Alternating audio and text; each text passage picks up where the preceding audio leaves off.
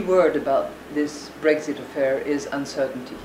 And the longer the uncertainty, the higher the risk. We certainly hope that all parties, the UK as well as the European Union players, will decide to reduce and eliminate that uncertainty by giving predictability about the timeline, how long will it take, when will it start, and about the terms and conditions under which the UK eventually decides to depart from the European Union.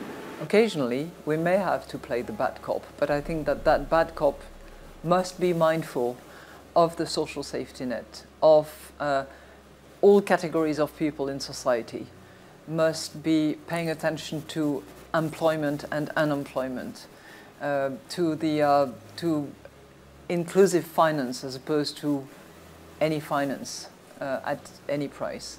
So I would hope that even when we have to be the bad cop, we can also be sensible and have a human face. Welcome to Shikamba Politics. Well, this isn't Shikamba Politics, but it will be on my Shikamba Politics channel. Apparently my lips are bigger than I expected this morning. Here's your morning report. IMF says EU on brink of collapse and untenable euro may have to be scrapped. The future of the euro currency and the entire EU project looks unsustainable without major change, according to the damning review by the International Monetary Fund and renowned economists. IMF chief warned the UK decision to leave the EU would seriously hamper growth prospects in the region. I want you to pay attention to that, growth prospects. Before the Brexit vote, the IMF forecast a 1.7% expansion for the eurozone. However, post-Brexit, the organization revised that down to 1.6% this year and 1.4% next year. The IMF warned the economic chaos in the event of a Leave victory and has urged a smooth transition for post-EU Britain. The international organization said the euro area is at a critical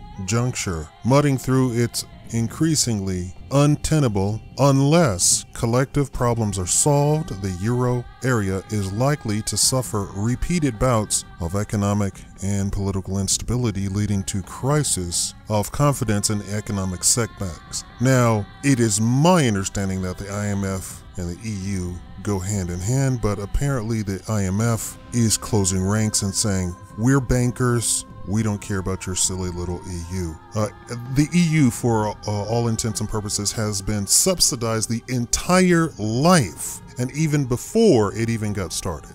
In the damning statement, it said the migrant crisis could even spell the end of the free movement and warned that other countries in the bloc could want their own referendums following the Brexit vote. A Nobel Prize-winning economist even said that Europe may have to abandon the euro. The economist Professor Christopher Pissarides has said that the uncertainty would reduce investment and hit job creation. His warning came as French bank Société Générale analyst warned Italy and France could quit the single currency EU. Rating agency Moody's said the future of the entire EU was at risk. Banks across Europe came under increasing stress. The world's biggest hotel group predicted that the fail in the pound would lead to a tourist boom for the UK, but the IMF has also said that the outlook would even be worse if there are long drawn-out negotiations between the UK and the EU. Mahmoud Pradhan, deputy director of the IMF's European department, said, if that risk aversion is prolonged, we think the growth impact could be larger, and at this point it is very difficult to tell how long that period lasts. The Washington-based fund highlighted the UK's importance as a trading partner for the EU as a destination for 13% of EU exports. I believe they have said that London, being the destination city for the EU trade, will cease to exist, and the three other cities in the UK will become quote-unquote destinations, but not quite destinations, because it won't be a one central hub. It'll be dispersed among the various cities, and so London will be a ghost town. All the bankers will move out of London. What do you think of that? Thank you for watching Shikama Politics.